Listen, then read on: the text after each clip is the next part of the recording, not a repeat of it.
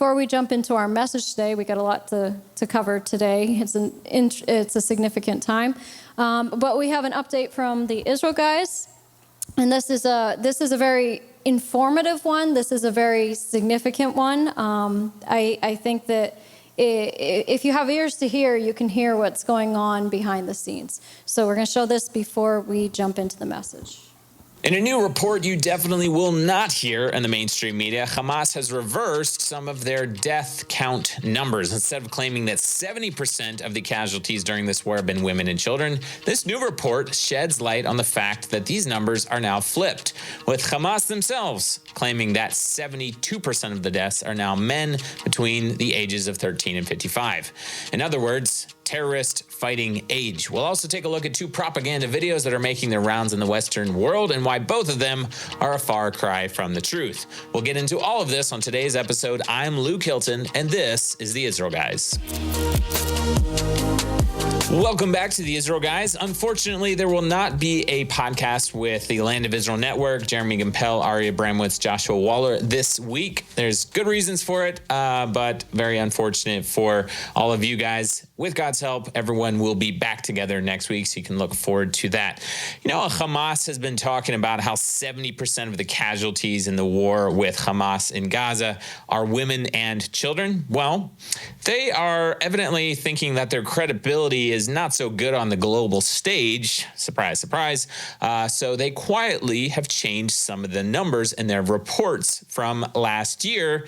And thankfully, NGOs and some media outlets, not a whole lot, some media outlets are starting to take notice. So Salo Eisenberg, who works for Honest Reporting, who is a watchdog NGO here in Israel, told The Telegraph, and this is a report from the Jerusalem Post and The Telegraph, that Hamas has quietly removed thousands of names of Palestinians who it previously alleged were killed during the war. So Salo Eisenberg from Honest Reporting, as well as Andrew Fox from the Henry Jackson Society, took a look at the March report of casualties from Hamas, also known as the Gaza Health Ministry, right? One and the same, and figured out that the numbers and statistics have drastically changed. Not that Hamas bothered to tell anyone, but thankfully people are now paying attention. So before, Hamas was claiming 70% of the casualties were women and children. They're claiming that 50,000 people have been killed in the last 16 months of the war. In fact, we've obviously all known that was not true, unless you're somebody like Candace Owens and you just believe everything that Hamas spits out. People with common sense have known that those numbers were not true because they came straight from the Gaza Health Ministry, which is straight from the mouth of Hamas, which has they definitely have something to hide, and we all know that, right? There's there's plenty of videos of dead women and children miraculously coming back to life. You've all seen them on social media.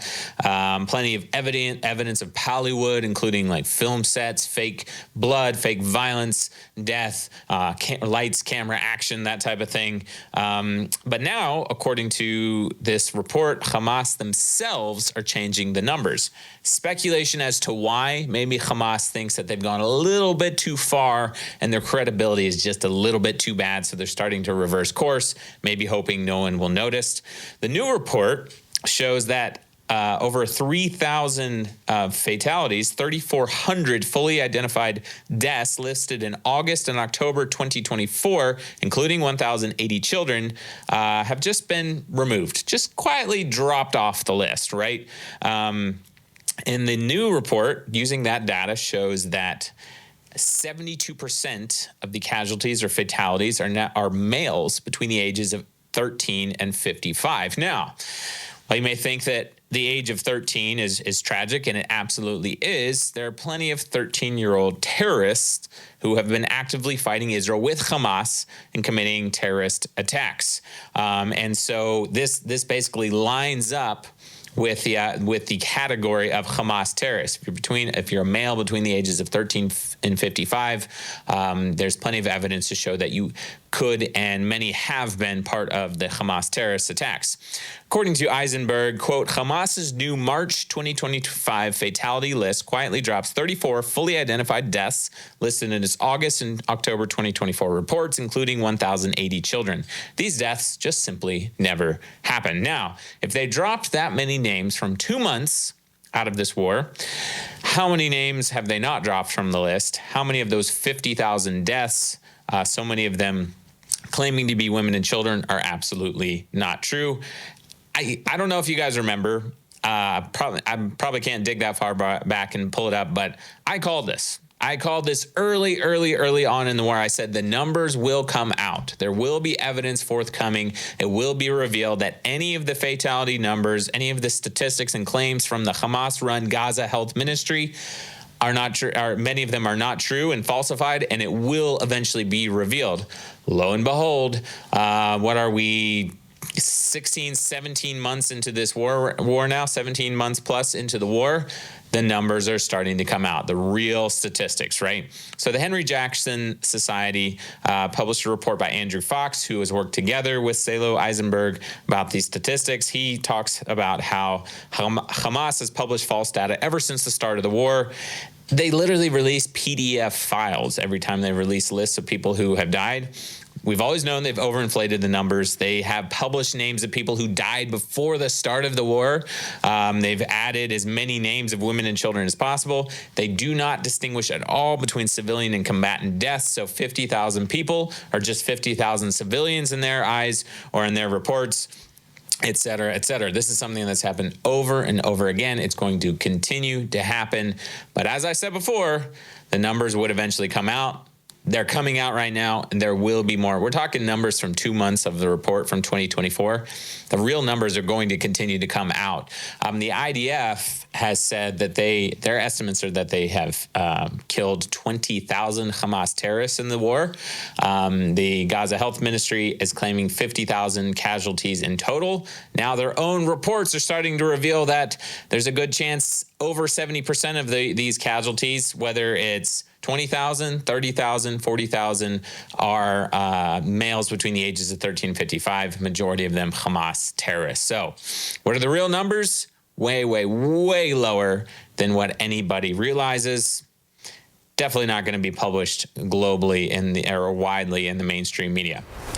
The Israel Summit is not like any other pro-Israel conference or event. First of all, there's something you should know about our organization. Hayuvel is a volunteer organization that brings hundreds of Christians volunteers to serve the Jewish farmers living in Judea and Samaria each year.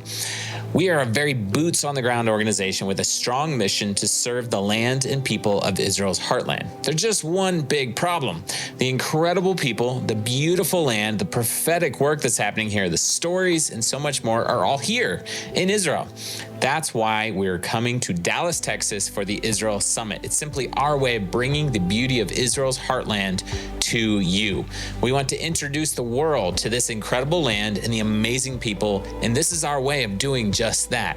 Instead of inviting lots of big-name politicians or leaders, although you will see some of them, we're bringing the heroes and the pioneers from Israel's biblical heartland to Dallas, Texas. You'll meet IDF soldiers who have founded communities in the hills where King David hid from Saul. You'll connect with a Jewish rabbi who's fighting for Israel on the front lines of Israel advocacy while building the ancient ruins of Hebron where Abraham lived and breathed.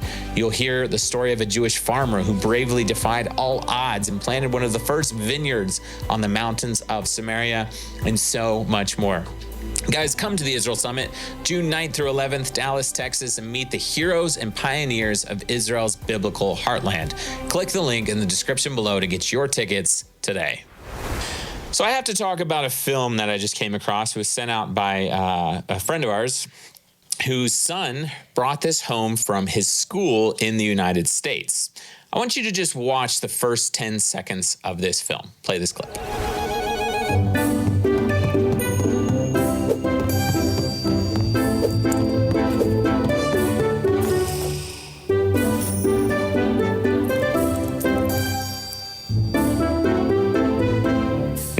We will not play the entirety of this film. We'll play some B-roll on the screen. We'll link it down below if you want to watch the whole thing. This is an award-winning short film that was published on October 27th, 2023, exactly 20 days after the horrific massacres of October 7th.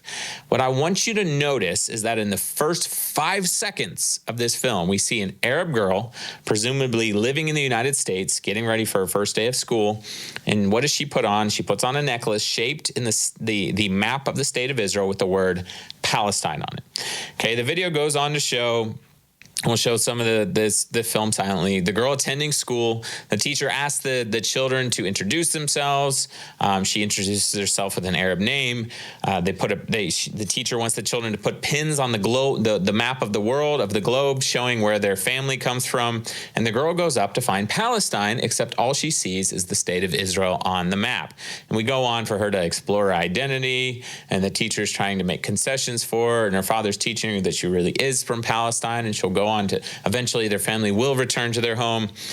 Now, why is a film like this so dangerous? It's a cute cartoon animated film. It's a sweet little girl going to school, exploring her heritage and her identity. And evidently this video is being played in schools in America in honor of Arab Heritage Month, okay? Now, what is so dangerous about this? Number one, I already mentioned, the film was published exactly 20 days after the horrific massacres of October 7th, 2023, which in and of itself is so insensitive. It's hard to comprehend. Immediately, within 5 seconds, we see a necklace showing the entirety of the map of the state of Israel with the word Palestine on it, which means that they are promoting, schools in America are now actively promoting the idea that Israel will be erased off the map. By the way, this is also what all the schools, the municipalities, the governments, the media, etc., teach and promote in Gaza and in Judea and Samaria, aka what the world calls the West Bank. I've seen that for myself. I was in a Palestinian mayor's office in a local town here in Judea and Samaria. Hanging on his wall is a map of the state of Israel with the word Palestine on it. Not the West Bank, not the Gaza Strip, not the Sinai, not the Golan Heights, the entirety of the map of the state of Israel, their Arab names on Haifa, on Tel Aviv, on Jaffa, on Akko, Nahariya, on Ashdod, Ashkelon, because their entire goal is to erase Israel, wipe the Jews off the map into the sea, and create Palestine in the entirety of the land. What's even worse, this film is being promoted and taught in American schools right now. This film was shown in 13 film festivals. I looked in the description of the YouTube film, because it's on YouTube, over 1 million views, I think. And it had the lyrics for the music that was playing in the background. It's a Palestinian song. The lyrics read like this: "Take me to Palestine, O bird, please. Return me to my country, to my family and children. My country, the mother of struggle, the one that gave birth to heroes, aka martyrs. Take me to the occupied land, to the plain and the hill." And the land calls out and says, "Take me to Palestine. Take me." Again, guys, if you're American, your children might be being shown this and taught this or something similar in their school right now. Take me to the occupied land, the one that gave birth to heroes, glorifying martyrs who murdered Jews in the land of Israel. I would check with your children, check with your school, make sure they're not being brainwashed and shown propaganda like this right now. Guys, speaking of films, there's one other video or film that we need to mention. You've probably heard about a documentary, Palestinian propaganda documentary called No Other Land, won an Oscar recently, an Oscar award in the Oscars. There's a new report from Honest Reporting, and I won't get into the whole film. There's a whole propaganda behind the actual film. That's a whole separate story. But there was a report. I'm going to read you some direct quotes again from Honest Reporting, who's an NGO, that watchdog that calls out the lies and the misinformation in the mainstream media. Beaten bloody, attacked by a group of about 15 armed settlers, assaulted with brass knuckles and the butt of a rifle to his head, and later struck by Israeli soldiers who supposedly beat him with the butt of their rifles. These were just a few of the claims, or variations of them, breathlessly relayed by the New York Times, Sky News, CNN, The Guardian, and the BBC, based entirely on accounts from so-called activists on the scene. And at the center of the chaos, again, this is from Honest Reporting, was none other than Hamdan Balal, one of the Palestinian activist filmmakers behind the Oscar-winning documentary No Other Land. According to the media, he was a helpless victim of a brutal settler assault near his home in the West Bank village of Susia on Monday night. By the way, Susia is a Jewish village in the south of Judea, close to Hebron. So, anyways, I won't dwell on this a lot, but we'll show some B-roll of when Balal was released from detention in an Israeli detention facility. Evidently, there were Palestinians got in a confrontation with Israeli settlers. Palestinians were throwing rocks at Israeli civilians, not the IDF, at Israeli civilians. The IDF came in, intervened. 3 Palestinian Arabs were arrested. One of them was Hamdan Balal, who is the director of this No Other Land Oscar award-winning propaganda documentary, and released the next day. All these headlines screamed. New York Times, CNN, BBC, Sky News, they screamed, attacked by a group of 15 armed settlers, assaulted with brass knuckles, the butt of a rifle to his head, beat with the butt of their rifles. That's what the headlines all around the world screamed about this famous, Palestinian director of this documentary. And as you can see in this Associated Press report, when he was released from detention the next day, he does not have a scratch on him, except for an exaggerated limp. That's the only appearance of being hurt. If he was beaten with brass knuckles with the butt of a rifle, bloody and there's no blood on him. Doesn't hardly appear to be. The bottom line is this is just another exaggerated Palestinian Pallywood story. The reason it went so around the world and made global headlines is because he's this famous director, right, that just won an award at the Oscars. Another Palestinian Pallywood story. Again, they want you to believe Palestinians are poor, innocent victims at the mercy of violent extremist settlers. Except now, guys, the world's waking up and you know the truth and you need to spread the real story. So, guys, don't let your children be brainwashed by Palestinian propaganda that really glorifies martyrs as heroes from Israel who murder Jews, terrorists who murder Jews, who wants to erase the map of erase Israel off the map entirely, and wants your children to believe that that's what's normal in honor of Arab Heritage Month, right? Guys, in conclusion, don't believe the lies and propaganda that you're seeing in the media all over the place. Guys, make sure to subscribe. If you're listening or watching, subscribe and follow along. Let me know what you think about today's topics in the comment section below. Would love to hear from you. Guys, the Israel Guys is a free daily report coming to you. We're combating lies, mainstream media, lies, and propaganda. And if you want to support our work, you can go to theisraelguys.com/donate. You can support our work with a tax-deductible donation. We'll put that link down in the description below. It helps us grow and reach even more people. You're going to want to get your tickets to the Israel Summit June 9th through 11th. Space is starting to fill up. We got hundreds and hundreds and hundreds of people registered already. Super excited for it. It's coming up very, very soon. We'll put the link down for that in the description below as well. Guys, as always, stop listening to the lies and propaganda and connect with the truth of what's happening here in Israel. We'll be back very soon here at the Israel Guys.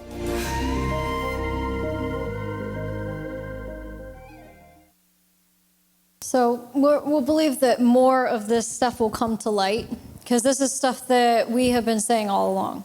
This is stuff that anyone who is pro-Israel is saying. We know the Jewish people. We know the state of Israel. We know what a moral army they are, that they're not just going and indiscriminately killing women and children and doing this stuff.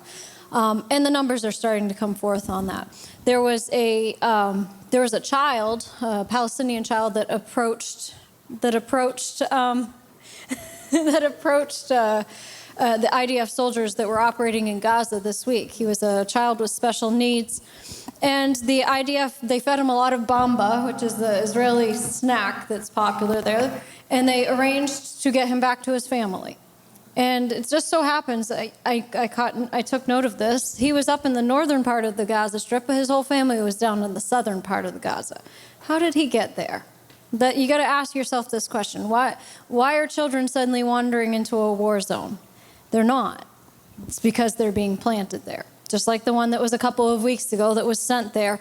There's a plot, and it's it's something that's so hard for our Western minds to wrap around. Why would you send your children into a war zone where they could potentially get hurt or killed or whatever, just to try to get the world's sympathy? You know, it's such a different mindset from what we have. But there is a loud voice, especially on social media, of people who are anti-Israel. We're seeing it in our college campuses. We're seeing it in the streets of our cities. And we got to be able to be a voice that stands up and speaks against it, and speaks the truth. And I believe there's more and more people that are waking up to the truth, that are seeing through the lies and beginning to wake up to what's really going on. So. Well, hallelujah. So with that being said, we have come into a new month. We are in the month of Nisan. And just to give a little brief thing about Nisan, I mean, whatever you want to add in about it, you can add in. But we know that Nisan is a time of the supernatural. It is a time of the miraculous. It's the time of Yahweh's amazing intervention in the lives of his people. So the thing we're going to focus on today, particularly with the month of Nisan, is how it's a time of Yahweh's miraculous power in manifestation. And he's the same God today that he was back then. He's the God that never changes, the same yesterday, today, and forever. So the God that delivered the Israelites is the same God that can deliver us out of all things. So the example that we're going to use today, and we're going to turn to Exodus 14, and pretty much going to be talking about how he is the God of miracles. And we're going to look at the example of the parting of the Red Sea. Now, it just didn't start there, and it just didn't stop there. He has delivered his people from the beginning of time all the way up till present day. He is the God that has performed miracle after miracle, supernatural after supernatural. Okay, the parting of the Red Sea was not just the only supernatural miracle that he performed. There's many that he has done from then till now. Many of us in here can testify of the miracles that he's done in our life, of how his supernatural power has manifested in some area of our life where we were believing for something and we saw it come to pass. Because like I said, he's the God of the miracles. So in Exodus 14, and we're actually going to look at verse, well, you know what? Let's back up a little bit. And this is the whole story of when Yahweh was leading Moses to lead the Israelites out of Egypt and everything that they went through with that. And so let's look at verse, actually, you know what? Let's just start at the first verse. So chapter 14, verse 1. And it says, "And the Lord said to Moses, tell the Israelites to turn back and camp before Pihahiroth, whatever, between Migdal and the Red Sea. You shall encamp opposite by the sea. For Pharaoh will say of the Israelites, they are entangled in the land. The wilderness has shut them in. I will harden, make stubborn, strong Pharaoh's heart, that he will pursue them, and I will gain honor and glory over Pharaoh and all his host. And the Egyptians shall know that I am the Lord." And they did so. It was told the king of Egypt that the people had fled, and the heart of Pharaoh and of his servants was changed toward the people. And they said, "What is this we have done? We have let Israel go from serving us." And he made ready his chariots and took his army and took 600 chosen chariots and all the other chariots of Egypt with officers all over them. The Lord made hard and strong the heart of Pharaoh, king of Egypt, and he pursued the Israelites, for they left proudly and defiantly. The Egyptians pursued them, all the horses and chariots of Pharaoh and his horsemen and his army, and overtook them and camped at the Red Sea. When Pharaoh drew near, the Israelites looked up, and behold, the Egyptians were marching after them. And the Israelites were exceedingly frightened and cried out to the Lord. And they said to Moses, is it because there are no graves in Egypt that you have taken us away to die in the wilderness? Why have you treated us this way and brought us out of Egypt? Did we not tell you in Egypt, let us alone, let us serve the Egyptians? For it would have been better for us to serve the Egyptians than to die in the wilderness. Now we're going to stop there for a second. Now, we see at this point, okay, and we've talked about this before, all the murmuring and the complaining the Israelites were doing, okay? Yet, Yahweh still performed on their behalf. Now, all the murmuring and complaining and stuff, that can block a blessing very, very quickly, okay? But kind of in essence, Yahweh wasn't looking at the Israelite people. He was looking at the obedience of Moses. Okay, and he was looking at Moses' heart. But he had remembered the cry of the Israelites. Okay, and his deliverance and his grace and his love for them is what had him continue on, despite all the murmuring and complaining. I mean, come on. How many of us have been guilty of murmuring and complaining to Yahweh? Okay, murmuring and complaining to mom. Okay, and to each other. That's a whole other sermon, actually, okay? To each other. Okay, yet we still have seen Yahweh move on our behalf because he's a good God. But verse 13, Moses told the people, fear not, stand still, firm, confident, undismayed, and see the salvation of the Lord, which he will work for you today. For the Egyptians you have seen today, you shall never see again. Now, we're going to revisit that scripture in a little bit. But remember that. For the Egyptians you have seen today, you shall never see again. The Lord will fight for you, and you shall hold your shalom and remain at rest. The Lord said to Moses, why do you cry to me? Tell the people of Israel to go forward. Lift up your rod and stretch out your hand over the sea and divide it, and the Israelites shall go on dry ground through the midst of the sea.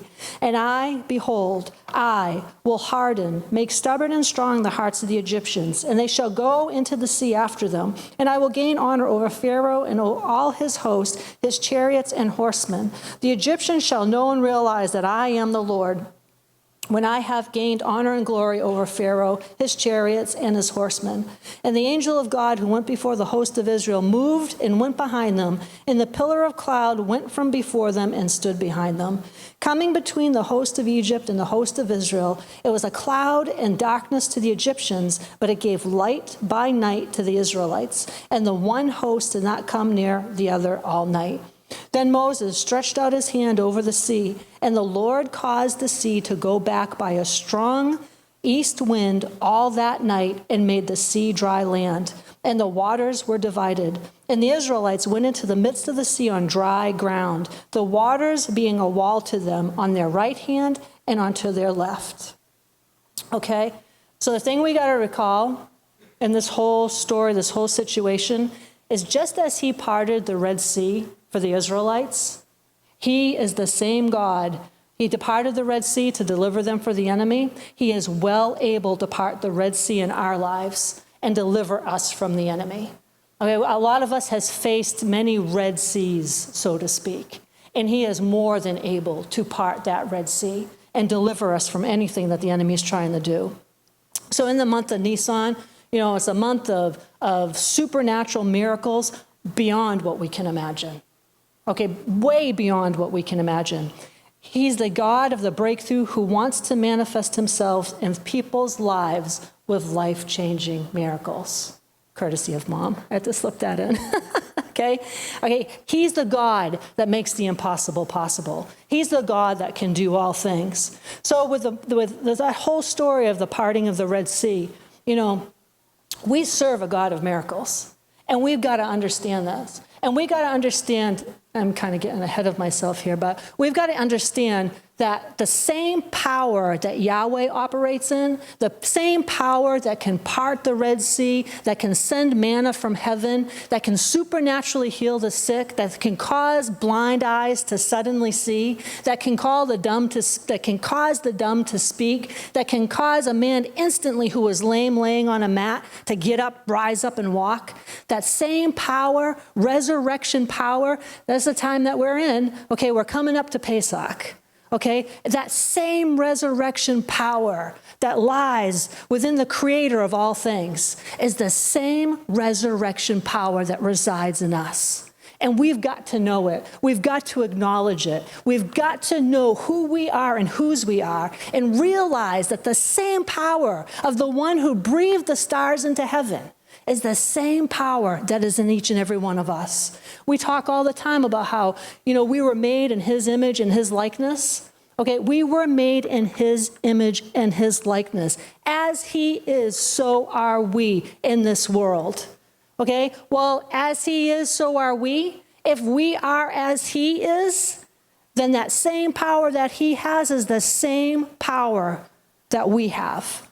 I think I shared a couple weeks ago that a whole revelation of the resurrection power and stuff like that. And one of the daily declarations that I say over myself every morning and over Azrieli, it's like, for her to say, it's like, the Spirit of God is in me. Hey, the Spirit of God is in me, and resurrection power is working in me now. Okay, it's working in me now. Just as it was working in him then and still is now, it's the same resurrection power that is working in us now. And the God who parted the Red Sea then is the God who can part the Red Sea now. And if he's the God who parted the Red Sea then, with that power that he has, we can part the Red Seas. The same power. As he is, so are we. That's what the word says. So if he has that power, we have that power. And we've got to decree and declare it, and we've got to let all of hell know that we know who we are and whose we are. And confess that that resurrection power is rising up at us at all times. And it's a resurrection power that can obliterate all the work of the enemy. Anything that the enemy tries to bring our way, that resurrection power can obliterate it instantly. So we serve a God of miracles. He is a God who moves in mighty ways. And he's also a God that moves in unexpected ways. We need to expect the unexpected. We really do. We need to rise up to a higher level of expectation, but we need to expect the unexpected. So the God who parts the seas, who raises the dead, who heals the sick, and makes the impossible possible, is the same God that we serve today. And he's the same power and ability that we all have. That's what did Yeshua say? All power and authority I have given to you to trample upon serpents and scorpions and overcome all the works of the enemy. And what? Nothing by any means shall harm you. Nothing. Okay, we are just like him. Okay, and we've got to get a revelation of that. We've got to acknowledge the fact of what he did on the cross all those years ago, imparted us with a power, with an ability to be just like him. So, the parting of the Red Sea. One of the most amazing, miraculous events that we see recorded in the history of the Bible. I mean, think about it. Just kind of get a picture. If I'm stealing your wind, tell me I'm not. Okay. So just get a picture, okay? So just get a picture, all right? Imagine, most of us, there's a small percentage, maybe not, but most of us in here are beach people, okay? We're ocean people. Not to name any names, okay? But try to create a picture that will relate to most people. Although, he's the God who parts seas, he's the God who can part mountains, okay? He removes them, right? Removes the mountains. So just imagine that. Just create a picture that you're among one of the Israelites that day, okay? And you've got an army in hot pursuit. And you come, you're running away from them or whatever, and all of a sudden you turn a corner and poof, there's the ocean. Okay, so think of that. Relate it to today. All of a sudden we turn the corner and boom, there's Hampton Beach. Okay, there's the Atlantic Ocean, and there's no turning back. There's no turning back because the enemy's right there, and the only way to move is forward. But you see into the sea. But you see a vast ocean. Okay, imagine, Imagine what it was like in that day when you're one of the Israelites standing there and you see the sea ahead of you, and then all of a sudden you see what Yahweh did for them. To perform such a miraculous thing, to watch a sea that's got waves and wind and things, all, stuff, and all of a sudden that sea just stills in parts. And you got a wall of water on one side and a wall of water on the other side. And you just cross through on dry ground. Imagine what that would have been like to see something like that. And it's, some people are like, well, that was just a story, No, it was reality. Okay, it was truth. It was something that really took place. And if he could do it then, he can do it now. Okay, he's not changed. So this miraculous event in the parting of the Red Sea is a powerful reminder, should be a powerful reminder of his power, his provision, and his faithfulness. Okay, because he is a God who is faithful at all times. He is the God of miracles. And that the parting of the Red Sea is a symbol set for us of his divine intervention in our lives. Just as he had divine intervention in the lives of the Israelites, is the same God who can perform divine intervention in our lives. He is the God who leads us into the impossible. Now think about it. Jordan and I were talking about this last night. I'm going to create a picture again. Okay, just create I don't like to use the word story because it wasn't like a story, but it was a historical account that took place. So, like I said, the Israelites find themselves in a dire situation. Okay, it was in the natural was a dire situation to them. In the natural, it looked like there was no way out. In the natural, it looked like all's lost now. In the natural, it was like, this is impossible.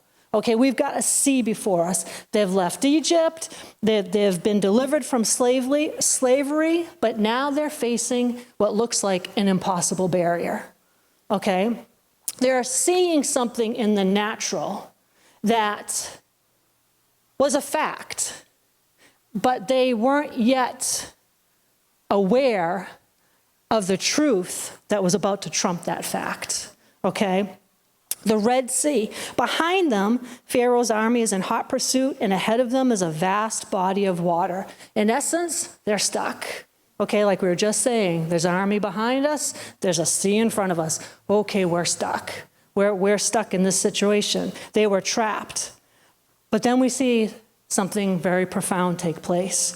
Now, we were talking about this last night, and it's like, if you think about it, I didn't actually really think about this until we were diving into this and taking it apart and everything, but no pun intended, diving into it.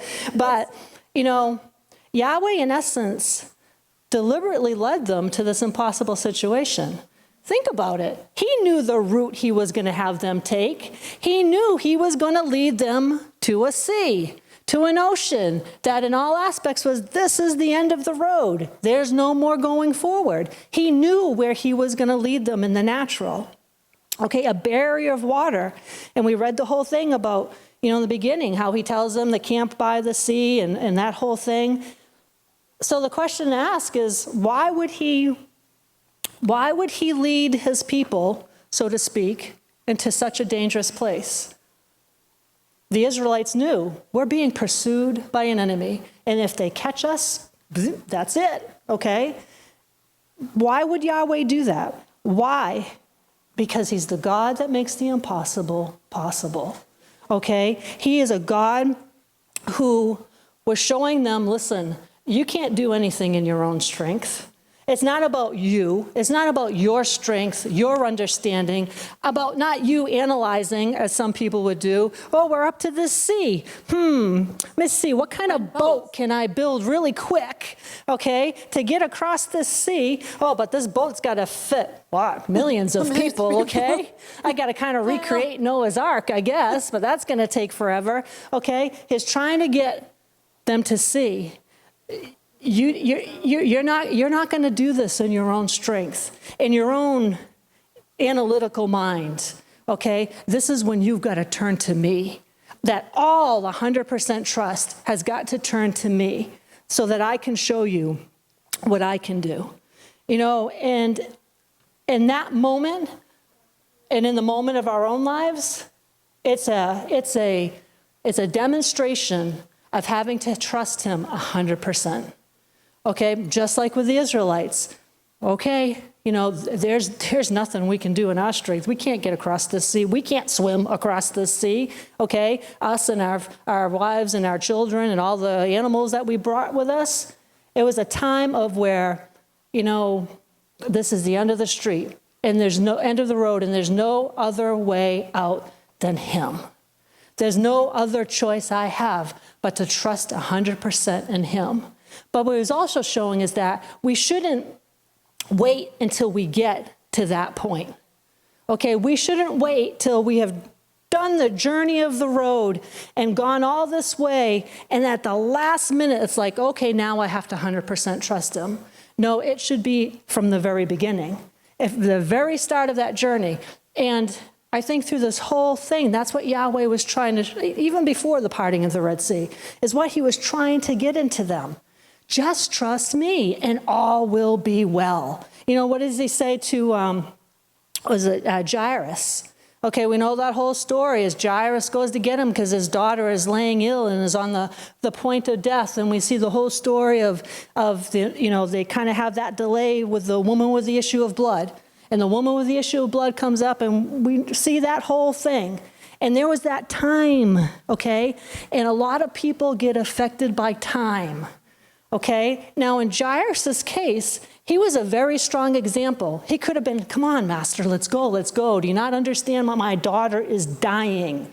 And when you're in a situation like that, in the natural, the enemy really tries to get you to focus on time, okay? And that you got to take your focus off of time and get your focus on the eternal one who does not operate in time. Okay, so here you have Jairus facing that situation with this woman with the issue of blood, and in his case is in the most dire situation. Here is his little girl is dying, and he needs the master to come back to heal him. And through that account with the woman with the issue of blood, you don't hear anything about Jairus. You don't hear him saying, come on, master, we got to go, we got to go. You don't hear him intervening. He just stood back quietly and watched. Okay, never let a negative word come out of his mouth. Never let, come on, Yeshua, let's go. He just kind of stood back from a gathering, okay, because they don't mention him, just kind of stood back and watched what was going on. Yeshua heals the woman with the issue of blood, and then they move on, okay? And then what happens? As they're getting there, they're met by his family or servants or whatever, and says, don't bother the master anymore, the girl is dead. Girl is dead. And what does Yeshua instantly do? Instantly turns to Jairus and says, fear not, believe only, and she will be made well. Okay, that was a dire situation in the natural that Jairus was in, just like the Israelites. Now, if you catch, and this was getting back to verse 13 there, what did he say before he parted the Red Seas?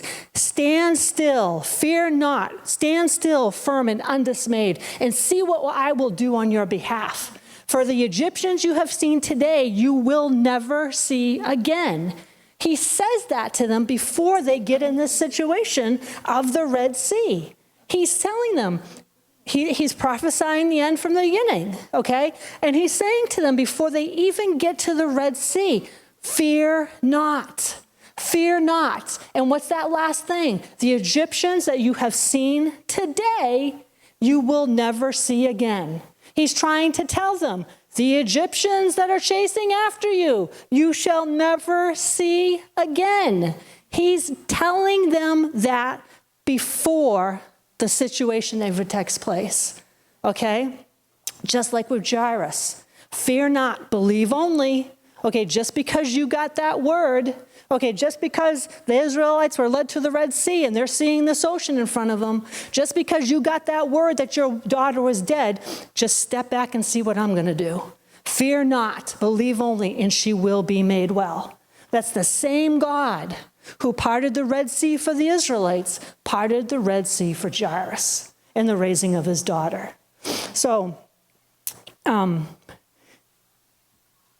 these different situations, all of us face situations and challenges that the enemy tries to bring up. But what we got to remember, like the Red Sea, like Jairus' daughter, like with the woman with the issue of blood, he's the God that makes the impossible possible. Any obstacle that seems too big to overcome does not look that way to him. And that's why we've been so trained in here that we walk by faith and not by sight.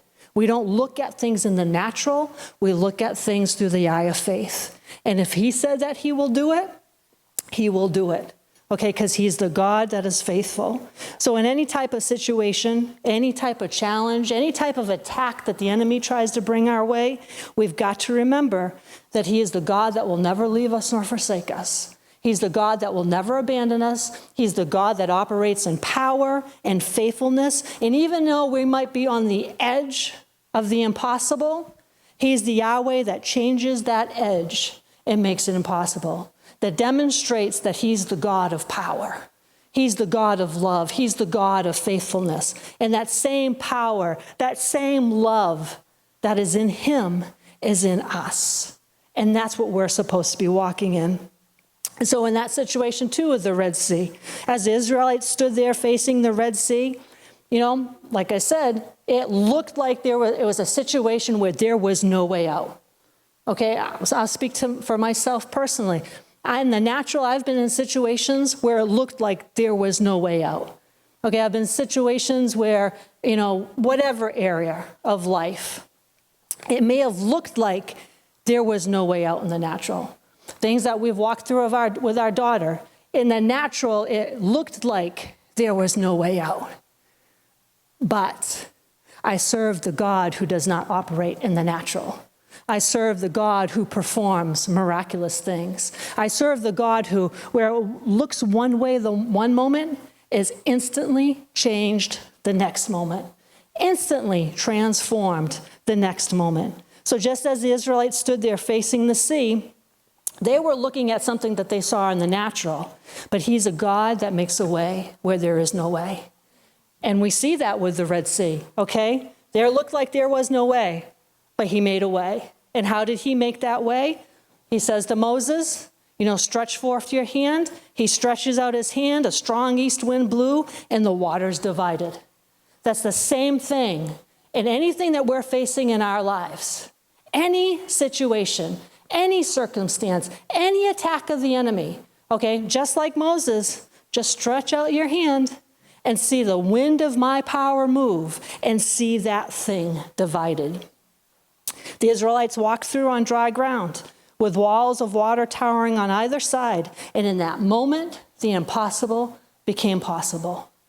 In that moment, okay, we serve the God of the suddenlies. We serve the God of the instantlies. We serve the God, like I just said, that can transform one thing in one moment, transform it into something totally different the next. I mean, I just saw this testimony a few days ago, and I believe it was an Oral Roberts healing crusade. And, interesting, but it was an Oral Roberts healing crusade, and they had all these people lined up that needed healing for something. And they brought forth this little girl, I guess she wasn't little, she was 12 years old, who had one leg shorter than the other by quite a bit. And Oral Roberts, it was kind of a long story, so I'm kind of, cutting it down here. But so Oral Roberts goes up and says something to the mother, and the mother says, this is why I have my little girl up here. She has one leg shorter than the other and stuff like that. And he leans down and takes the girl's leg and just starts praying whatever he was praying. And now, eyewitness accounts, okay, it's documented for people that, analytical things and aren't going to believe this, Even if we saw it, we don't believe it, kind of like, what's his name there? Thomas. But, and so they see him, Oral Roberts, go down, take this girl's foot, both of them actually, he has one in one hand and one in the other. And you can see in the natural the difference between the legs. Okay, you can physically see it because he took her shoes and socks off. So you can see it. and he starts talking to the leg that was shorter than the other one and starts commanding it. Okay, now this is a demonstration of resurrection power inside of somebody coming to manifestation by the words of his mouth and the power of touch. Because we know that when we, what does it say? Lay hands on the sick, they shall recover. And we know the transference from us into somebody else through touch. So that healing anointing that's inside of us, that resurrection power that's inside of us, as soon as we touch somebody, it's supposed to flow out of us into them and instantly change whatever's going on inside of them. And then this demonstration of Oral Roberts, he starts talking to her leg and decreeing it to grow, commanding the bones to grow, commanding the muscles to get bigger. And instantly, people saw that leg start to grow out and perfectly match the other leg. Instantly. Didn't take an hour. It didn't take 2 hours. Now, I'm not saying that doesn't happen in some cases, okay? But there was a demonstration right there where it was instant. It was a demonstration of Yahweh's resurrection power, his miraculous coming down, flowing through Oral into that little girl's body and causing a miraculous healing to take place. Okay, the same God of the Israelites, the same God who parted the Red Sea is the same God who can part the Red Seas in our life. What once was a barrier became a pathway for the Israelites. Now think of that. Whatever there may be that may seem in the natural is a barrier in our life, Yahweh can turn into a pathway.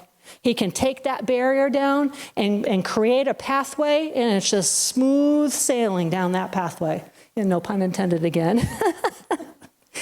But this miracle shows us that Yahweh doesn't just remove obstacles, because he is the God that can remove obstacles, but he's also the God that makes a way through them. Okay? When we feel like we're surrounded by walls, when the seas of our lives seem to close in on us, Yahweh can make a way where there is no way. And for the Israelites, the waters parted, not because of their strength or wisdom, but because of his miraculous power. All because of his miraculous power. And there's other things that are tied onto that Jordan's going to get into.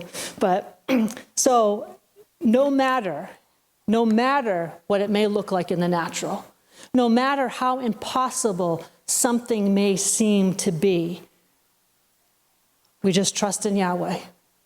No matter when it looks like there is no way, he's the God who makes a way, even when it looks like there's no way. He's still in the business of parting seas, okay? He's in the sea parting business, okay? No matter how he does it, he is in the sea parting business.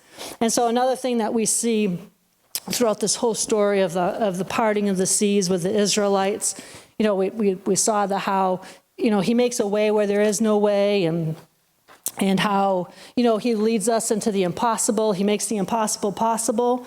But he's also the God who protects and delivers us no matter what. He had to be protecting the Israelites through that entire situation. And what happens? He ends up delivering them. As the Israelites walked through the sea, they just didn't walk through a dry path, but they walked under the protection of Yahweh. Think of that. Okay, it wasn't just this dry path that they walked along. They were walking under his protection. Because in the natural, towers of water should not just stand there, okay, motionless, okay? I don't know if you've ever been in a boat when the seas are a little rough and stuff, okay? And you have, okay? I was during a whale watch trip one time. Yeah. Okay? And those waves were hitting against the side of the boat, okay? That's what happens in the natural, especially those big waves. I just saw a video of a cruise ship last week getting hit by 40-foot waves. The thing was crazy. And at one point, it got hit by this 40-foot wave. They were in a passageway, heading to the Arctic or something like that. I don't recall the name of the sea, but it wasn't the North Sea. But it was, something like that. But they were on this cruise ship. What was it? That's what it was, Drake Passage. And they're 40-foot seas, okay? And this woman is she's on the cruise boat, like at the back of one of the rooms, videoing the front, and it's all these glass windows. And there's this guy, I was like, whoa, man, you're brave. He was right at the windows watching. And there's these massive waves coming at the boat and just hitting it. 40-foot waves, okay? And, it's hitting the boat, and naturally the boat's now this is a big cruise ship, but it was affecting it. It was causing it to sway back and forth. At one point, and one of the other, you see actually these girls walking down one of the hallways by the cabins, and one of these waves must have hit the side of the boat, because you see the boat go like this, and you see them just slide down the hallway, and it was like, ooh, wow, okay. That's the reality, okay, of water, of the ocean, of how water moves and the force and the flow of it. All right, so in the parting of the Red Sea, that water was not behaving the way it should have been behaving. It was not behaving in its natural state. It was not behaving in a way that man knows it to behave. That water was behaving based off of the power of Yahweh. It was behaving off of the word of Yahweh through Moses. The action of Yahweh through Moses, that water was behaving. Okay? And so there came the protection. There came the protection. That water wouldn't dare move, okay? It was going to stay as its walls until all those Israelites crossed through. And then what do we see take place after that? All the Israelites passed through, and you got to know Pharaoh's army saw that happen, okay, because if they're in hot pursuit, they're right behind the Israelites. So they had to have seen, okay, but think about it.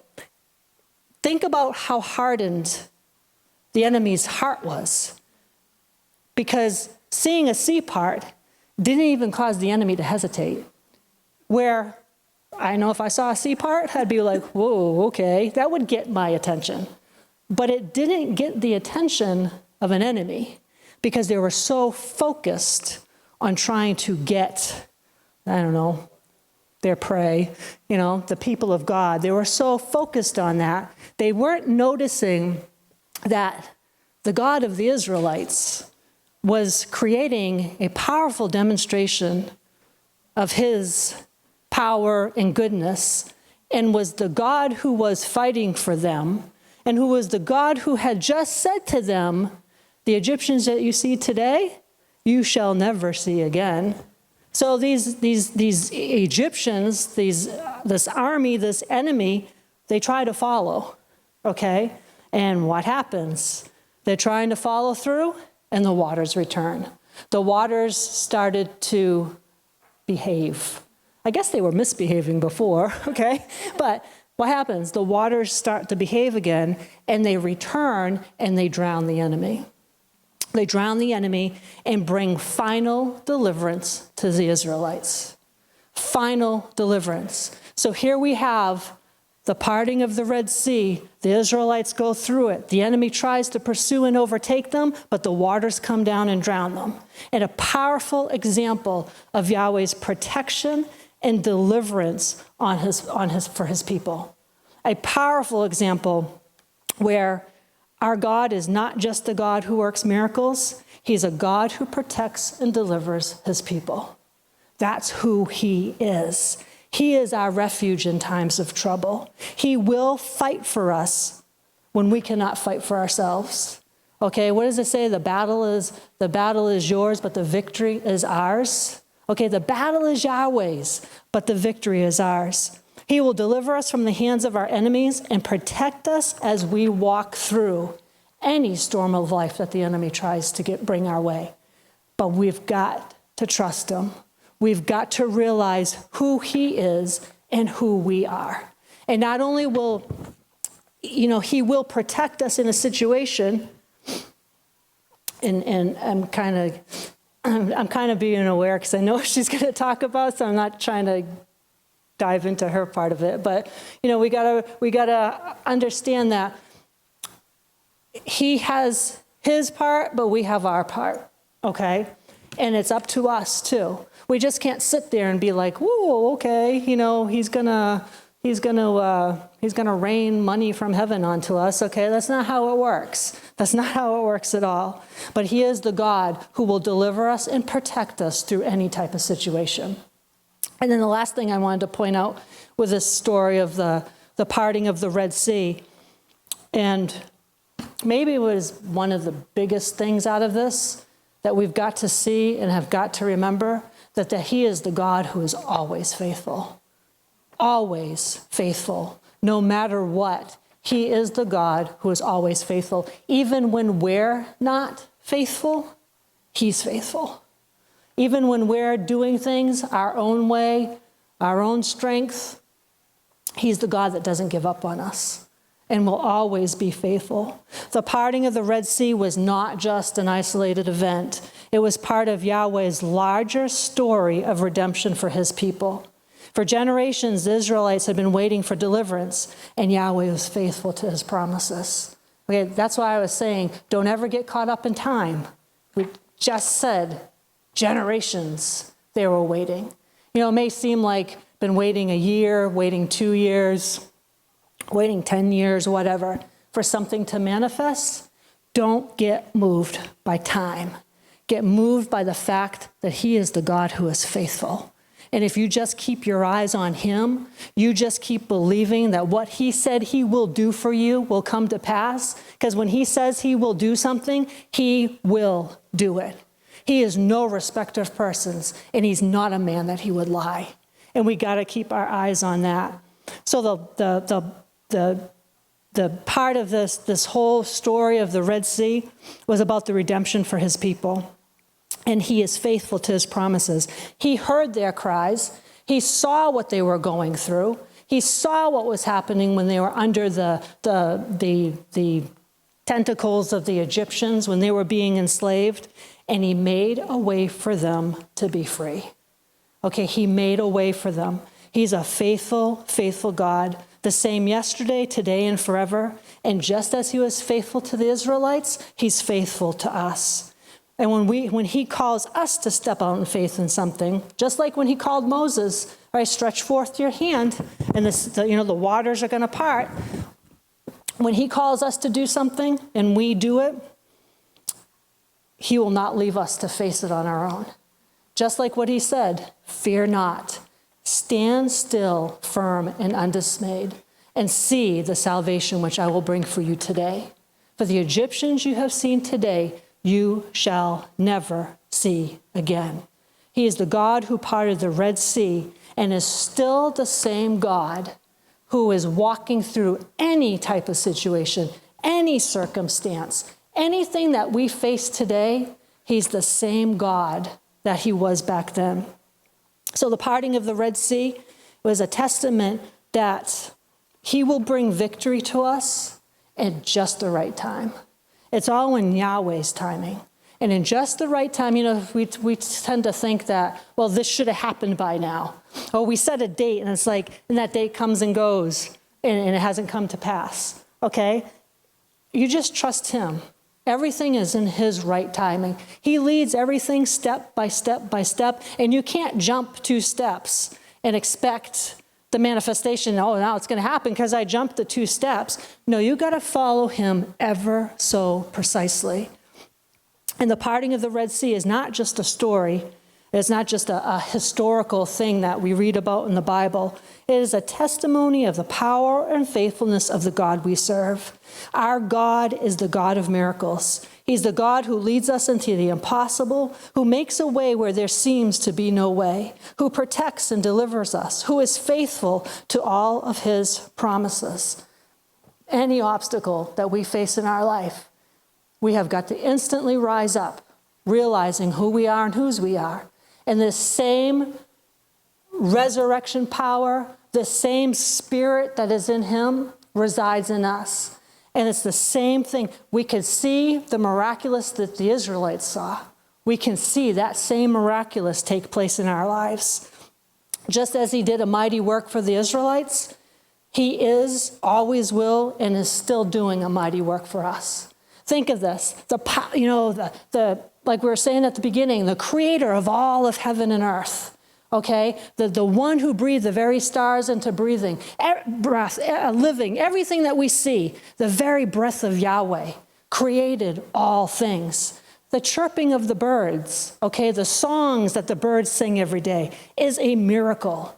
It's a reminder, the harmony that they sing every morning is a reminder of the faithfulness and goodness of our Yahweh. Okay, but the same God who delivered the Israelites from the Red Sea, okay, is the same God that was with Daniel in the lion's den. Okay, it was the same God that was with the three of them in the fiery furnace and delivered them, and they didn't even have the smell of smoke in them. Okay, he's the same God who said to Gideon, get up, okay, when Gideon was like, who am I? I can't even talk. You see the family I came from? He's the same God who backed up Gideon. Okay, he's the same God who gave David the power to face Goliath. Okay, that's another story. Think of that. Think of that. David, a small shepherd boy, facing this, 10-foot, 12-foot giant. Okay? The same God who backed up David and gave him the power and the wisdom and the strategy to take down a giant is the same God who gives us the power and the wisdom and the strategy to take down any giant in our lives. Okay, he is the God of the God of Abraham. Okay, the same God who said to Abraham, look out and see all the stars that are in place. Okay, these are your descendants. Look at all the grains of the sand. Okay, you're going to be the father of many nations. Okay, the same God that spoke to an old man who was past the age of having children and his wife, way well past the age of having children. The same God who delivered them and brought them into a land, go into a land that I will show you, and promised them a child. The same God that was able in the natural to give a couple well past the age of childbearing a baby. The same God that operates today. The same God that delivered Noah and his family. Because it said, build an ark. There's rains coming. And Noah's like, what is even rain? Okay, I don't even know what rain is. But what did Noah did? He trusted in God. He believed in God. He knew that he was the God of protection and deliverance and faithfulness. And if God is telling me to do this, there's a reason why he's telling me. And I better do it. And what happened? He delivered Noah and his family. And now we still continue in time today. Okay, the same God that operated in this resurrection power through all the accounts of the things that we read in the Bible is the same God who is faithful to us today, who is the same God who works with the same power and deliverance and restoration, just as he did back then, is still doing that today. You know, what does it say in Isaiah? Behold, I am doing a new thing. Okay, but what's the next verse? Behold, I am doing a new thing. Do you not perceive it? That word perceive is actually very important. Do you not perceive it? Do you not get what I'm doing in your life? Do you not see what I'm doing in your life? Do you not know that I am doing a new thing in your life? That I'm trying to do a new thing in your life? Behold, I am doing a new thing. He's doing a new thing in every area of our lives for all of us if we just step into it and line up with him and go with his flow. The last scripture I just wanted to read actually was in Ephesians. And if you turn to Ephesians real quick.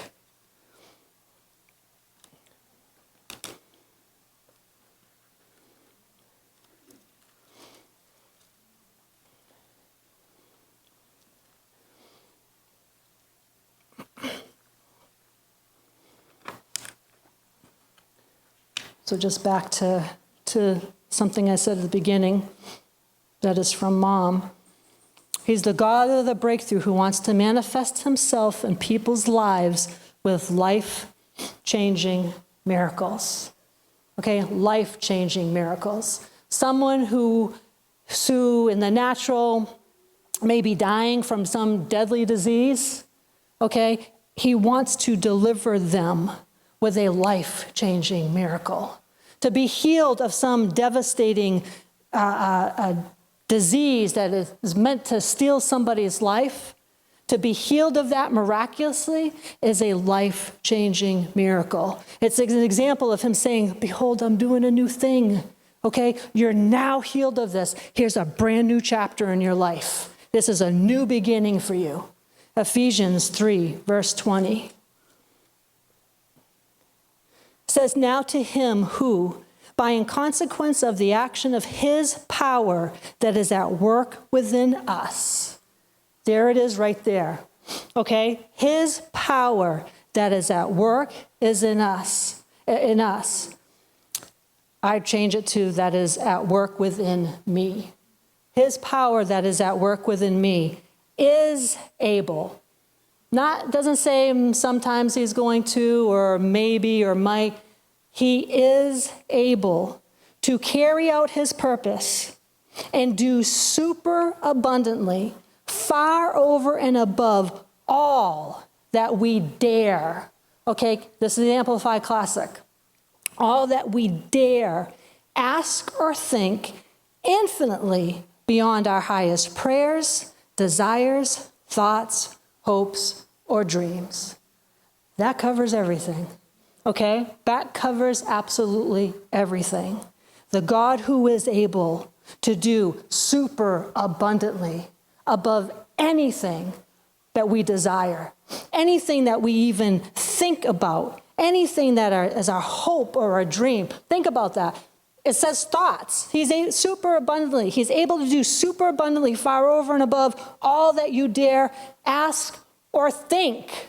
You can just think it. And he's the God who is able to be like, you just thought that? Here you go. Boop. There's your blessing. Okay? That's who our God is. And that same power that he used to demonstrate himself on behalf of the Israelites in the parting of the Red Sea is that same power where it says right there in Ephesians, that is within us. That is within us. And we got to know how to tap into that power and live it out. And we will see the super abundantly above all that we dare ask or think come to pass in our lives. But it's all a process. I was trying to lead it into you. Lead it into me? Well, it's interesting with this message because usually Sherry and I will go through the week and whatever she's hearing, whatever she's sensing, and then whatever I'm hearing, whatever I'm sensing. And then on Friday night, we talk about it. And I think a lot of times, all the time, it has something to do with each other, and it blends in whatever Holy, because it's the same Holy Spirit that's speaking to both of us. But I don't think there's been too many messages that have been this exact, that she's getting the same exact thing that I'm getting, that I'm sensing. And so, we talked last night, and she shared some of it, but obviously when it comes out and it's fleshed out, it's like, oh my goodness, some exact things that Holy Spirit was dropping inside of me that I have down here. So you might hear some repetition in what I'm saying, but I'm just going to flow with it because it's reinforced. No, it's not. It's Holy Spirit because it's trying to get it across to us that the picture that he's trying to create. And so, I'm looking at this story, the same story of the parting of the sea. And it made me start thinking there's been moments in life, and I think all of us can attest to this, there's been moments in our lives where we felt lost, directionless, like not just directionless, but like we're literally stuck between the impossible and the terrifying. Like when you're stuck between, ever been in a place where you feel stuck? I think all of us can say we felt that at one point or another. But, in front of you is that sea that's something that represents something that's too big, too deep, too wide for you to ever get across. And behind you, all the fears, all the failures, all the things from your past, like Pharaoh's army in hot pursuit, and I had that written down. She had the same exact phrase. The enemy is trying to be in hot pursuit after us. And what is his purpose? To try to take you back to the captivity where you once were. He's trying to take you back to where you once were when you were in the world without God. You know, he's not just satisfied to allow you to live your life now that you're a believer, now that you have God, now that you're living according to his ways. He's not just going to be satisfied to let you go and accomplish great things for God. Now he's going to try to say, can I take you back into some level of captivity from what you once were? And all you have to do is look at that pattern from the Red Sea and see what Pharaoh was trying. Pharaoh is a representation of the enemy. That will always try to do that. But you're in this place and it's like you can't go forward, you can't go back, and everything inside of you is saying this is where it ends. Like it's over. It's just over. Does that sound familiar to anybody? But that's exactly where Israel stood on the banks of the Red Sea, on the shore of the Red Sea. The Red Sea ahead, Egypt behind. There's no bridge. There's no boats. There's no backup plan. And there's Moses just standing there, one man leading this nation of millions of people out of slavery. And then God did what only he could do and split the sea. He didn't build a bridge. He didn't summon the boats. He didn't tell them to swim. He didn't tell them to figure it out on their own. He split the sea. He made the impossible possible because his power is not limited by physics. His power is not limited by logic.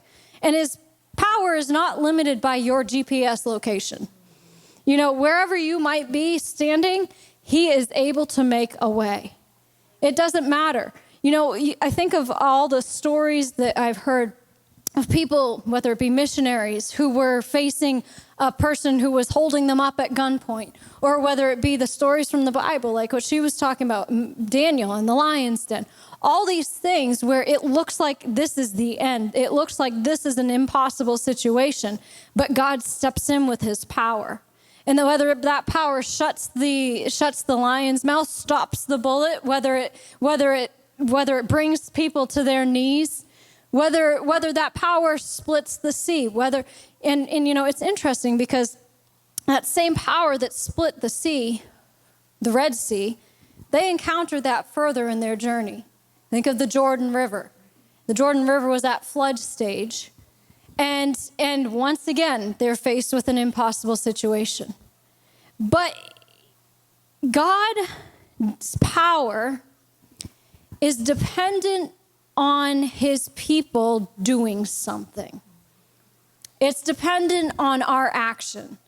You know, like she said, you don't just sit there and say, well, he's going to rain down money out of heaven. You go and do what your hand can find to do. But he wants to work in our lives and create the miraculous, create the way where there is no way, but he's counting on us to take that step. And so I just want to look at one scripture back in Exodus 14 real quick, because there's a key in it for us.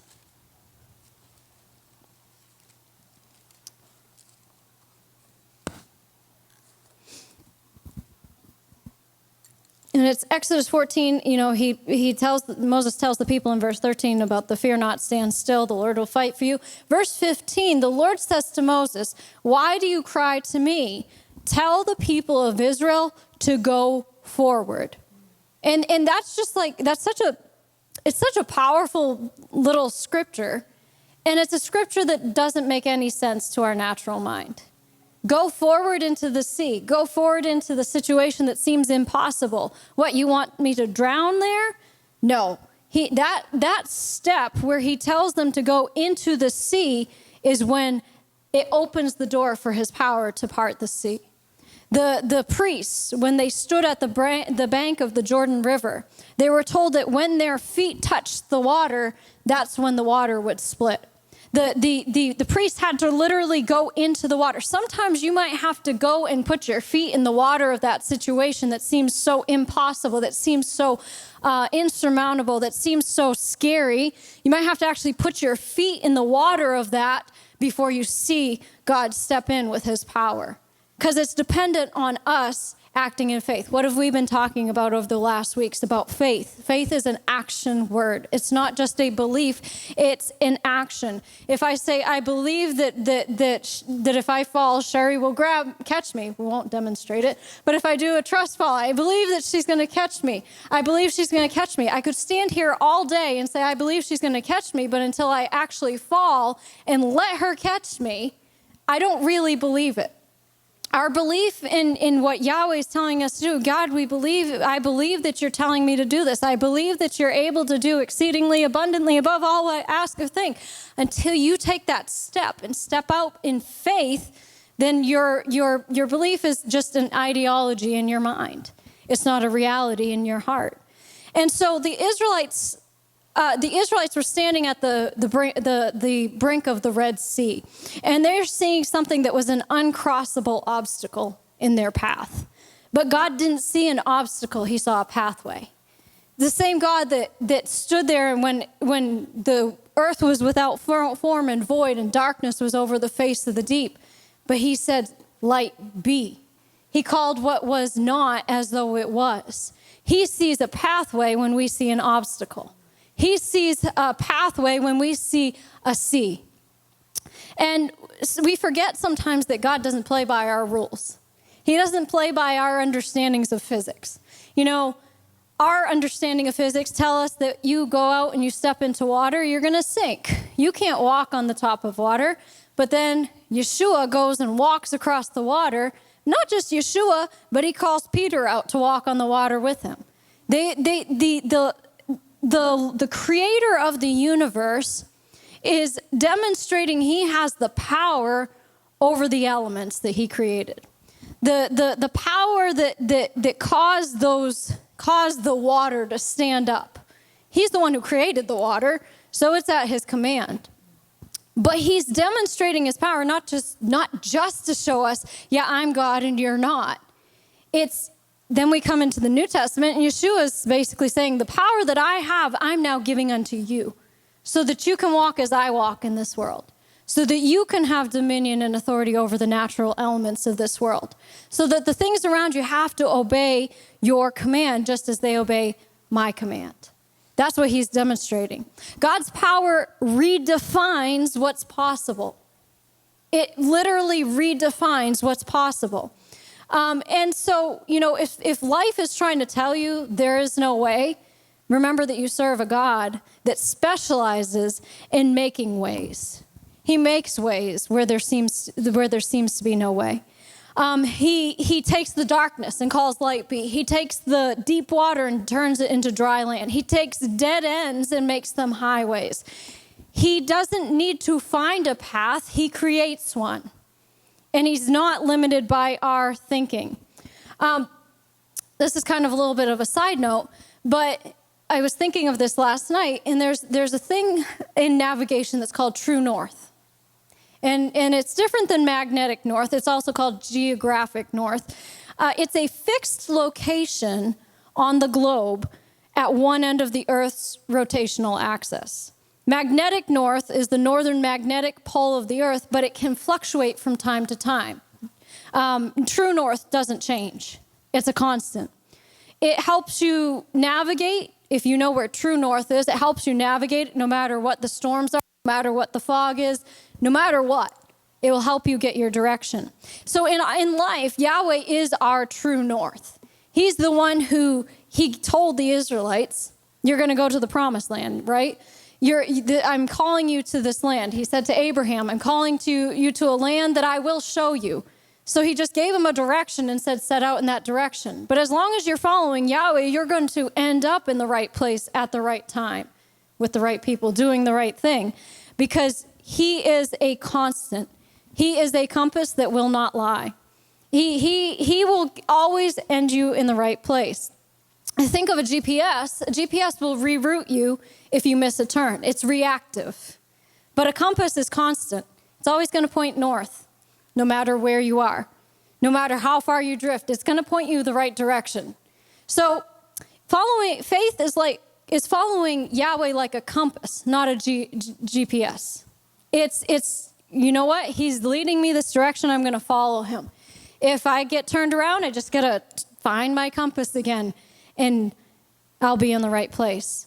Our true north may not always be a straight line. Think about it. Yahweh didn't take the Israelites the easy way. He could have taken them the straight road. He could have taken them the scenic route. He could have taken them any which way. But instead, he led them the long way through the wilderness. Why was that? Because he wasn't just getting them out of Egypt. He was getting Egypt out of them, or trying to. Some of them, they held on to Egypt a little bit too long. But he was teaching them to trust. He was teaching them to follow him. And he was teaching them to obey whether they understood or not. You walk into that, you walk toward the sea, whether you understand it or not, whether it makes sense or not, it makes faith. It's a step of faith, and then he shows up. So when we're navigating in life, we might not always know the next turn, but we know that we can trust the one who's leading us. We know he doesn't often show us 10 steps ahead of time, because it's a good thing that he doesn't show us 10 steps ahead of time sometimes. I think if he showed us the entire pathway, some of us might chicken out beforehand.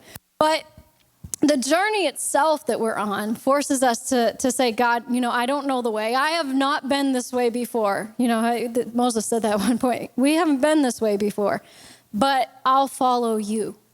Because he's the one who has gone before us. He's laid out the path for us to follow. So, some of us are waiting for clarity, but God is waiting for us to surrender to him. He's waiting for us to just do, we say, God, I'll move when I understand. And he says, no, move when you hear me. And then you'll understand. It's all backwards from what our natural reasoning is. I've been hiking on trails when it's foggy. And it can be disorienting. There was one hike that I did, and it was supposedly a beautiful view at the top. The mountain was entirely encased in fog. But we're going down the trail, and some points the fog is so thick, you can't see 5 feet ahead of you. And so, in those moments, your map is useless. A GPS would be useless. You're not going to really. And even sometimes the trail markers. In the wintertime, a lot of times the trail markers are covered up by the snow. So it's like sometimes you can't trust your senses around you to navigate in those situations. But your compass, if you know what direction you're supposed to be heading, your compass will always point the way. The compass is not going to change to the storms. The compass is not going to be affected by the fog. It's always going to point you in the right direction. And so step by step as we're going, if we can know our true north, if we know that we're following Yahweh, we can keep moving forward even if we can't see the destination from where we're at. We know we're following him, and we're trusting him step by step. If he could lead an entire nation across the sea on dry ground, he can lead you through the deepest, darkest night. He can lead you through whatever situation you might have been in, through whatever obstacle the enemy might place in your path. But to follow that path, you have to stop relying on your own compass and tune into his direction. You have to, what does it say in Proverbs? Trust in the Lord with all your heart and lean not on your own understanding. Our understanding is limited. We got to trust him. So as you're following that, Scripture becomes your map. This is the map. It's going to tell us the direction in life. Prayer, communication with him is our compass, and his presence is our true north. What is it? That moment when the Israelites have been at Mount Sinai, and Yahweh says to Moses, they've done all this stuff, and they're not following me. They're hard-hearted, and so you guys can go up, but I'm not going with you. And Moses says, if your presence doesn't go with us, if your presence does not go up with us, then don't lead us from this place. The presence of the Lord is the most important thing in our lives. It's the most important directional that we can have. It's how we know we're on track. If his presence is not with us, how do we even know how do we even have a sense of direction in our lives? But the point, one of the points here is the sea is just a setup. The sea was never the obstacle. The sea was the stage. It was the place that God showed off his power. It was the place where he reminded his people, I'm not just with you, I go before you. I'm making a way. He split the sea not just to save them, but to show them who he is and to mark them. That Red Sea crossing was meant to mark them so that every time they faced something that seemed scary, they could remember our God parts seas. Our God, and on the other side of that sea wasn't just safety, it was their identity. Because now they were no longer slaves. Egypt was behind them. They were permanently freed from being slaves to Pharaoh. And they were now the children of the God who parts the seas. And that was meant to be an identity that they carried, that they knew that they knew that they knew whose they were. That was meant to, and it became an identity that the world knew about them, even when they didn't know about themselves. So whatever your Red Sea might be, whatever might be standing in front of you that looks too big, whatever it might be, the same God who brought Israel through the Red Sea is ready to lead you through whatever that situation is, to part it. But you got to stop looking for your own way, follow his. Stop trying to reason it out in your own mind to figure out how you can build a boat, how you can swim, how you can build a bridge through this. No, follow his way through it. You know, his word is your map, as I said. His spirit is your guide, and his presence is your true north. You know, when you follow the God who parts seas, you'll never be lost. You'll never be lost. You were never meant to drown in this sea. The Israelites were never meant to drown in that sea. The disciples, when they were in that boat and Yeshua got in the boat with, told them to go to the other side, they were never meant to drown in the middle of the sea. They were meant to go to the other side. The God who, I think of there's a song, Graves into Gardens. I'm sure everybody's heard that, where he says, you turn graves into gardens, you turn bones into armies, you turn seas into highways. You're the only one who can. I love that song because it's like he's the one. Think of it. We talked about that a few weeks ago about the bones, the dry bones. Can these bones live? Only you, God, know. He's the one who turned those bones into a breathing, living army. He's the one who turned a sea into a highway. Now, what kind of engineering is that? I turned a sea into a highway. He's the one who led his people through the fiery furnace without even a smell of smoke. No situation that stands in front of you is impossible when you serve the God who parts the seas.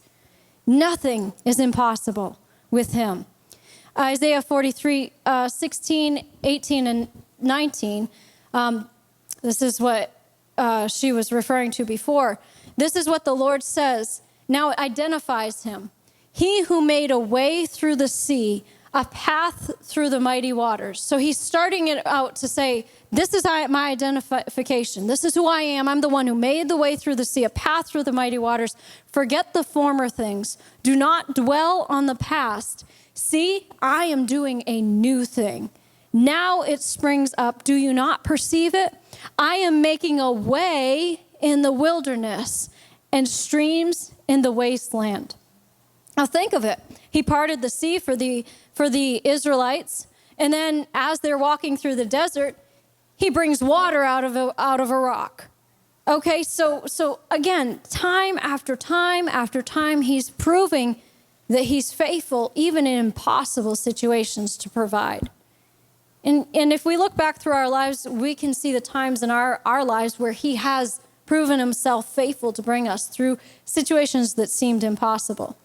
2 Corinthians 4, 8 through 9 says, we are hard pressed on every side, but not crushed, perplexed, but not in despair, persecuted, but not abandoned, struck down, but not destroyed.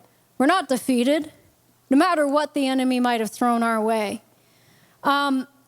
Jeremiah 32:17 says, Lord God, you have made the heavens and the earth by your great power an outstretched arm.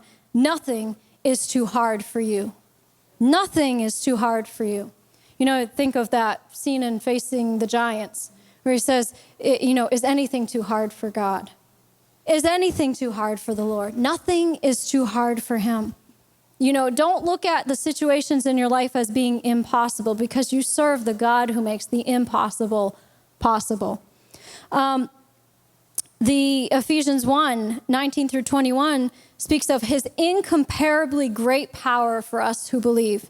And it says that power is the same as the mighty strength he exerted when he raised the Messiah from the dead and seated him at his right hand, far above all rule and authority and power and dominion.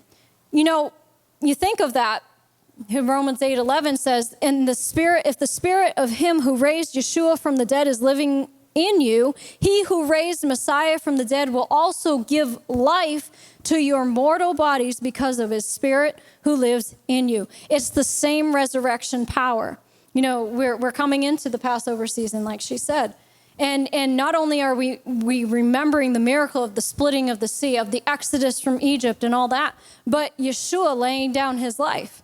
And it wasn't just his work on the cross that did it for us. Many people have died. It wasn't just in the dying that he saved us. It was his resurrection that did it for us. That was another impossible situation. Think of it. That dark tomb outside of Jerusalem. The Messiah is dead. The one who was supposed to deliver all of Israel. The light of the world seemed to have gone out.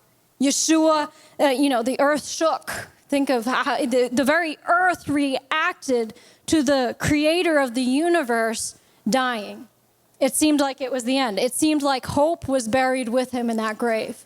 But then 3 days later, the power of God, the same God who split the sea, breathed again. The same power that split the sea rolled that stone away. And out of the tomb came Yeshua, not crawling, not wounded, no sign of death upon his body, but glorified and risen in power. And holding in his hand the keys to death, hell, and the grave. That same power, that's the power that resurrects. That same power, that same spirit that split the sea lives inside of us. That same spirit that raised Yeshua from the dead lives inside of us. And so, and that's not just a nice phrase. It's the power. It dwells inside of us. So anytime we might feel cornered, backed into a corner by the sea, backed into a corner by the enemy in pursuit, whether it be fear that we've escaped from in the past, whether it be addiction, whether it be doubt, grief, whatever it might be that the enemy might be trying to corner you with, remember that God doesn't always take you around the sea. Sometimes he takes you through it, but he will always take you through it in victory. The Spirit of God is not just a distant force. He's a present helper.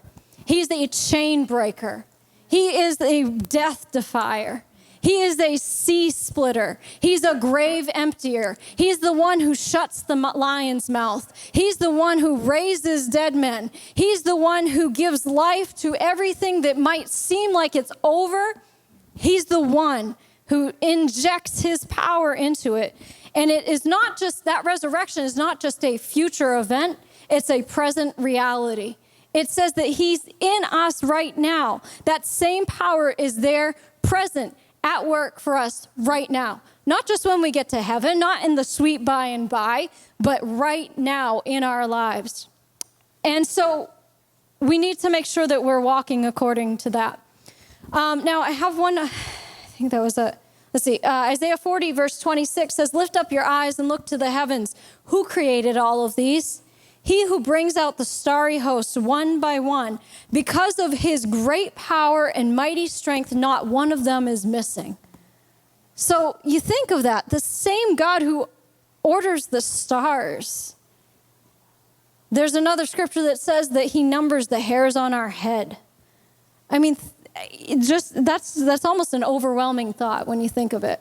The creator of the universe, and we know how vast the universe is. We know how, incomprehensibly big some of these stars are.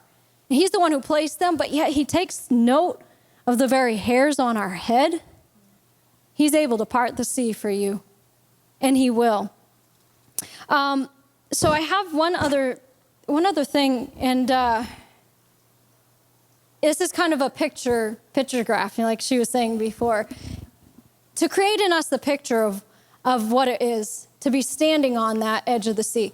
I had a backdrop, and I was going to put it up back here, and it's just the picture of the sea splitting with the dry ground in the midst. And I want you to grab that picture in your mind for whatever might seem impossible in your life, for whatever might seem like it's insurmountable, whatever might seem like the enemy is trying to convince you is hopeless, that you serve a God that brings the life out of the dead. So picture this. The sun is rising, but it doesn't feel like a new day. You're standing at the edge of the impossible. The sea stretches wide in front of you, deep and endless. And behind you, dust clouds, the thunder of hooves, the clatter of chariots. Pharaoh's army is coming, and they're coming fast. The Israelites are trapped. Your people, your family, are pressed between the sea and the sword. It's not just a dead end, it's a setup for destruction. Children crying, mothers clutching infants, men shouting, "Why did we leave Egypt?" Just picture the atmosphere around. It smells like fear. It tastes like regret. And the enemy is grinning because this is where it ends. Or so he thought. Moses stands with his staff gripped tight, eyes lifted, and God says something to him that flips the script. He speaks not with comfort, but with a command. Why are you crying out to me? Tell the people to move forward. Imagine being in that crowd. You hear the order, move forward. You look at the sea, it hasn't moved. You look at the army, they're getting closer. Move into the sea? Yes, because faith walks forward when fear says freeze. This is the hinge of the miracle, not the parting, not the escape, but the choice to move when nothing looks different yet. Because faith isn't waiting for the water to move. Faith is lifting your foot and stepping toward it. Moses raises his staff. The wind begins to stir, gentle at first, then fierce. It howls, it roars like the heavens are exhaling. And suddenly walls of water rise. Water, angry, chaotic, relentless, suddenly freezes in reverence. Not puddles, not trickles, two great walls, sky high, held back by invisible hands. And right where the sea had swallowed all hope, a dry path appears. Dust kicks up beneath sandals, not wet, not muddy, dry ground. That's why it's some of these pictures that show them walking and there's still water around their ankles. It's not biblically accurate. It said that they walked through the sea on dry ground. That's a miracle in and of itself. Do you know how long it takes the ground to dry out if it's been wet? I mean, just look at if we've had a good rainstorm, it takes days for your driveway to dry out, So just imagine if it's been saturated with water over the hundreds and hundreds of years that sea has been there, and now they're walking on dry ground. A path where there was none, not just survival. It's a statement. When you move in faith, I move in power.